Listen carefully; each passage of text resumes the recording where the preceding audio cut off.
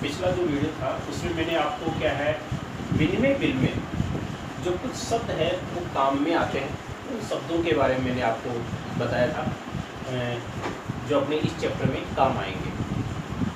और उसमें मैंने आपको क्या है जो कुछ शब्द बताए थे उसमें एक के शब्द था आपके बिल का, उसमें डेज ऑफ ग्रेस, अनुग्रह दिवस। डेज ऑफ ग्रेस है, डेज ऑफ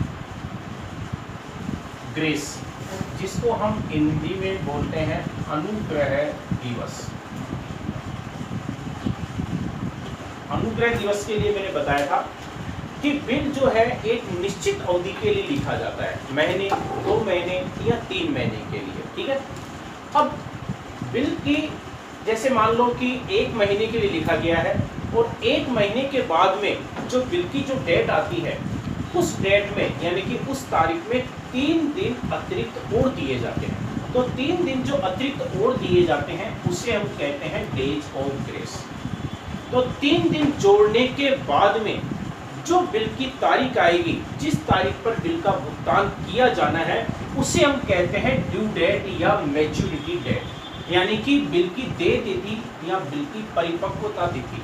क्योंकि उस तिथि को बिल है वो परिपक्व हो गया है, मेचर हो गया है, यानी कि उस तिथि पर यानी कि उस तारीख पर बिल का भुगतान किया जाना है, इसलिए उसको ड्यू डेट या मैच्योरिटी डेट कहते हैं, यानी कि जिस तारीख पर बिल का भुगतान किया जाना है। और ये बिल की जो ड्यू डेट है या मैच्योरिटी डेट कब आती है, ये 3 दिन यानी कि डेज ऑफ जो ग्रेस है इसको जोड़ने के बाद।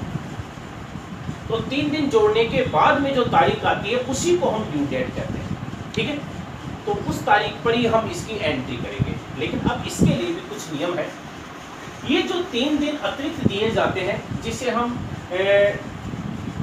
आपको डेज ऑफ ग्रेस कहते हैं, ये जब जोड़े जाते हैं तो इसमें कुछ चीज़ों का ध्यान रखना पड़ता है। क्या रखना पड़ता है? ये इसलिए दिए जाते हैं कि उस 3 दिन को जोड़ने के बाद में जो बिल की जो ड्यू डेट आ रही है, यानी कि जिस तारीख पर अगर बिल का भुगतान किया जाना है, अगर उस तारीख को कोई गजेटेड हॉलीडे है, यानी कि कोई सार्वजनिक अवकाश है, यानी कि राजपत्रित अवकाश है, सरकार की द्वारा गवर्नमेंट के द्वारा कोई अवकाश घोषित कर दिया है, पहले से घोषित है, तो ऐसी दशा में बिल का जो भुगतान है वो 1 दिन पहले किया जाएगा।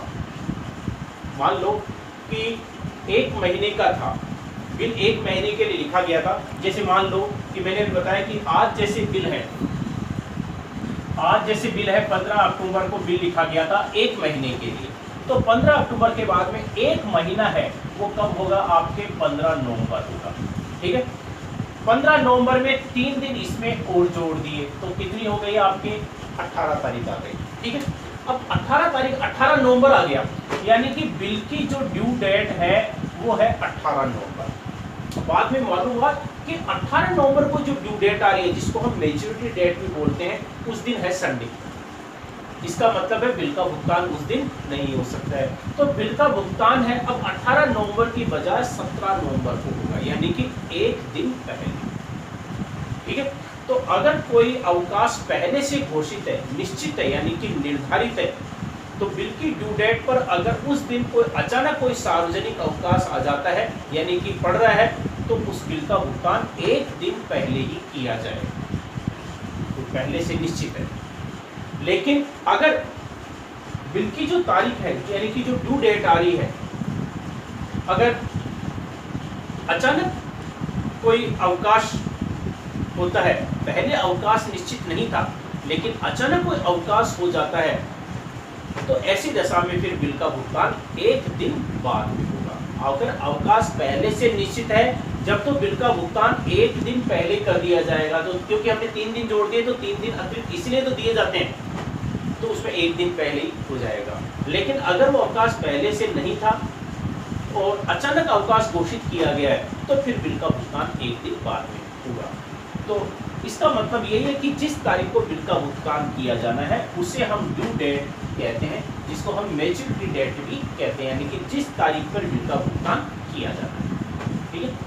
तो अब मैं आपको कुछ एक छोटा सा एक इलस्ट्रेशन बता देता हूँ कि जिसमें मैच्योरिटी डेट है, जिसको हम ड्यू डेट कहते हैं, ये ड्यू डेट या मैच्योरिटी डेट है, हम कैसे ज्ञात करेंगे? इसमें क्या है, ये आपके कुछ परिस्थितियां हैं अलग अलग। जो बिल लिखा गया है, एक बिल है वो 23 नवंबर 2016 को लिखा गया है और जो बिल की अवधि है वो 2 महीने की है, यानी कि 2 महीने के लिए लिखा गया है और बिल है वो कब लिखा गया था? 23 नवंबर को। इसका मतलब है बिल का भुगतान 2 महीने के बाद में किया जाना है। दूसरा जो बिल है वो 22 दिसंबर को लिखा गया था, इस बिल की अवधि है 3 महीने, यानी कि 3 महीने के बाद में बिल का भुगतान किया जाना है। तीसरा 13 मई को लिखा गया था, ये 30 दिन के लिए, क्योंकि दिन होता है तो दिन ही कैलकुलेट किए जाएंगे, ध्यान रखना है। मंथ है, अगर महीना है तो पूरा महीना जोड़ा जाता है। और इसके बाद में एक चौथा बिल है 20 मार्च 2016 को लिखा गया था 4 महीने के लिए, और एक 31 अगस्त 2016 में बिल लिखा गया था, वो 1 महीने के लिए लिखा गया था। ठीक है, तो अब देखो इसमें बिल की जो ड्यू डेट है वो हम कैसे ज्ञात करेंगे, वो देखिए इसमें। तो सबसे पहले देखो आपके पहला बिल, जो पहला बिल है वो 23 नवंबर को लिखा गया था 2 महीने के लिए। ध्यान रखना है कि इसमें डेज ऑफ ग्रेस, अनुग्रह दिवस का ध्यान रखना है, 3 दिन हमारे को और जोड़ने हैं। लेकिन ये ध्यान रखना है कि 3 दिन पहले नहीं जोड़ने, ये 3 दिन बाद में जोड़ने हैं। पहले जो ये अवधि है, ये अवधि जोड़ी जाएगी, वो अवधि निकाली जाएगी, 2 महीने कितने होते हैं उसके बाद में। ऐसा नहीं कि पहले 23 में हमने 3 जोड़ दिए उसके बाद में 2 महीने निकाल लिए, ऐसा नहीं होता। तो 23 नवंबर को बिल लिखा गया था, जो 2 महीने का पूरे होते हैं। देखो पहला महीना, एक महीना तो हमारा कब होता है? 23 नवंबर से 23 दिसंबर, और फिर 23 दिसंबर से 23 जनवरी, यानी कि 2 महीने हैं वो हमारे कब पूरे होते हैं? 23 जनवरी, 23 जनवरी होते हैं। लेकिन 3 दिन अभी हमारे को और जोड़ने हैं, ड्यू डेट तो हमारी तभी आएगी, इसमें हमारे को क्या याद करनी है? Due date. तो 3 दिन हम इसमें और जोड़ देंगे। 23 जनवरी है, 23 जनवरी को हमने 3 डेज है, जिसको हम डेज ऑफ ग्रेस भी बोलते हैं, ये हम जोड़ देंगे। तो अब इसमें जो इसकी ड्यू डेट है वो कितनी आ रही है? 26 जनवरी। 3 दिन जोड़ने के बाद 26 जनवरी। अब देखो आपने अगर गौर किया होगा तो देखो इसमें 26 जनवरी को सार्वजनिक अवकाश होता है, गजिटेड हॉलीडे है, गजिटेड हॉलीडे है और निश्चित है ये। तो 26 जनवरी को अवकाश रहता है और बिल की जो ड्यू डेट है वो 26 जनवरी आ रही है, तो इसका मतलब है बिल का भुगतान 26 जनवरी को नहीं हो सकता, और ये निश्चित है पहले से, निश्चित है। तो इस बिल का भुगतान कब होगा? 1 दिन पहले। तो इस बिल की जो तारीख है वो कौन सी आएगी? 25 जनवरी आएगी। ठीक है, तो इसमें हम 3 दिन जोड़ने के बाद में 26 जनवरी आता है, लेकिन इसमें जो बिल का भुगतान है वो कब किया जाएगा? इसमें 25 जनवरी को किया जाएगा, यानी कि इसमें बिल की जो ड्यू डेट है, जिसको हम मैच्योरिटी डेट भी बोलते हैं, 25 जनवरी है। पहले हमने 2 महीने जोड़ दिए, 2 महीने जोड़ने के बाद में फिर 3 दिन जोड़े, लेकिन 3 दिन जोड़ने के बाद में हमारी जो ड्यू डेट है वो 26 जनवरी आ रही थी, और चूंकि 26 जनवरी को अवकाश रहता है, इसलिए बिल का भुगतान 1 दिन पहले होगा, यानी कि 25 जनवरी को। इसके बाद में देखो आपके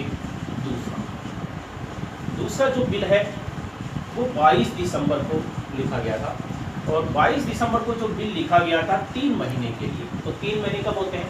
पहले 1 महीना 22 दिसंबर से 22 जनवरी, 22 जनवरी से आपके 22 फरवरी दूसरा, और 22 फरवरी से आपके 22 मार्च। 22 मार्च है आपके 3 महीने होते हैं, ठीक है, यानी कि 22 मार्च को। लेकिन अब इसमें हम क्या करेंगे? 3 दिन और जोड़ देंगे। 22 मार्च में हम क्या करेंगे? 3 दिन हम और जोड़ देंगे, जिसको हम डेज ऑफ ग्रेस बोलते हैं। तो इसकी जो ड्यू डेट है वो कितनी आ जाएगी? आपके 25 मार्च, यानी कि दूसरे वाले बिल का जो भुगतान है वो कब किया जाएगा? 25 मार्च को किया जाएगा।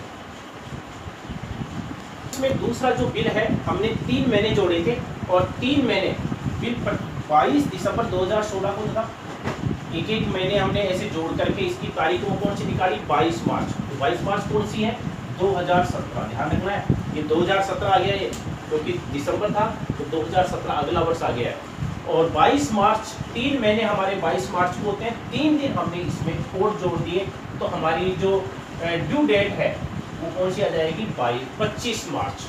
तो दूसरे वाले बिल की ड्यू डेट है वो 25 मार्च आ जाएगी, जिसको ड्यू डेट या मैच्योरिटी डेट भी कहते हैं। अब इसके बाद में देखो तीसरा जो बिल है 13 मई को लिखा गया था, लेकिन 30 दिन के लिए लिखा गया। अब देखो इसमें डेज है तो डेज ही हम काउंट करेंगे। तो देखो अब मई है, अब 13 मई को लिखा गया है, वो 3 दिन पहले नहीं जोड़ेंगे, ध्यान रखना है कि 30 दिन हमारे को जोड़ने हैं। तो 13 मई के बाद में दिन कितने बचे, आपका मई है वो 31 दिन का होता है, 31 दिन का होता है। तो 13 मई के बाद में आपके कितने दिन बचे, इसमें 18 दिन। तो देखो 18 दिन तो ये निकल गए, कौन से, मई के। 30 दिन जोड़ने हैं हमारे को, तो 30 दिन में 18 दिन तो मई के बचे, 18 दिन जोड़ दिए, शेष दिन कितने बचे, 30 में से 18 गए तो 12। तो अब हमारा कितना जो तारीख आ रही है वो कितनी आ रही है, 12 जून। 12 जून हो गई, क्योंकि 13 मई में 18 दिन तो हमारे जो मई में बचे थे वो हमने जोड़ दिए, 30 में से 18 दिन गए तो कितने बचे, 12। इसका मतलब है 30 दिन हमारे कब पूरे हो रहे हैं, 12 जून को हो रहे हैं। अब 12 जून को 30 दिन पूरे हो रहे हैं। अब इसमें डेज ऑफ ग्रेस 3 दिन हम इसमें और जोड़ देंगे। तो अब देखो 3 दिन जोड़ने के बाद में इसकी जो ड्यू डेट है वो कितनी आ रही है, 15 जून।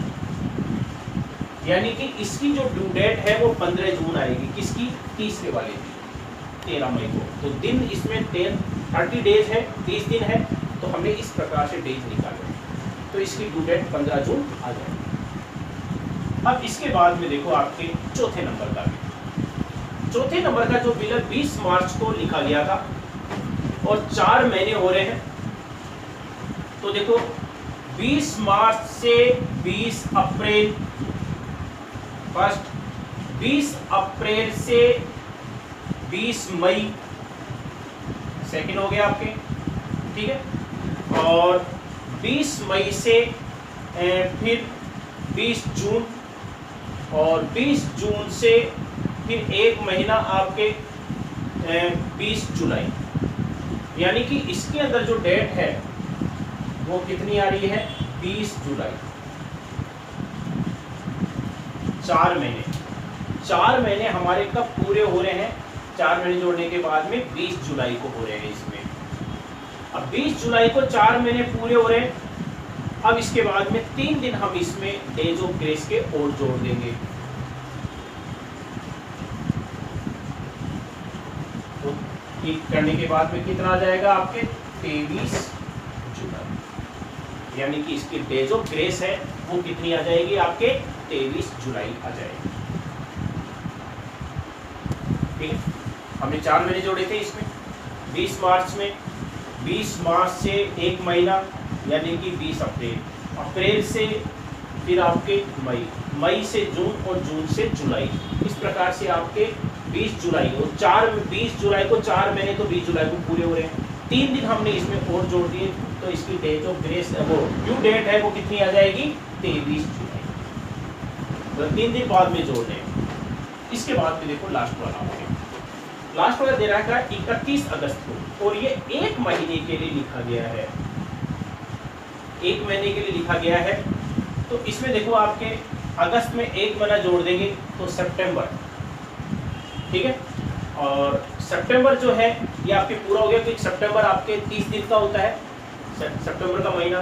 तो इसके बाद में हम क्या करेंगे, सितंबर पूरा हो गया यानी कि 30 सितंबर। तो सितंबर के बाद में हम क्या करेंगे, 3 दिन इसमें और जोड़ देंगे, प्लस 3 डेज।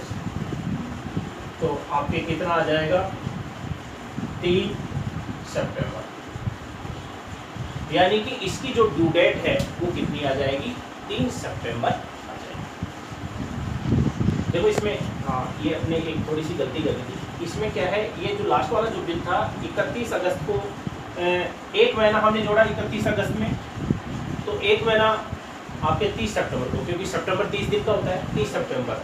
तो सितंबर तो आपके पूरा हो गया, और 3 दिन हमारे को इसमें और जोड़ने हैं, तो सितंबर थोड़ी आएगा। सितंबर के बाद में आपके क्या आ जाएगा, अक्टूबर आ जाएगा।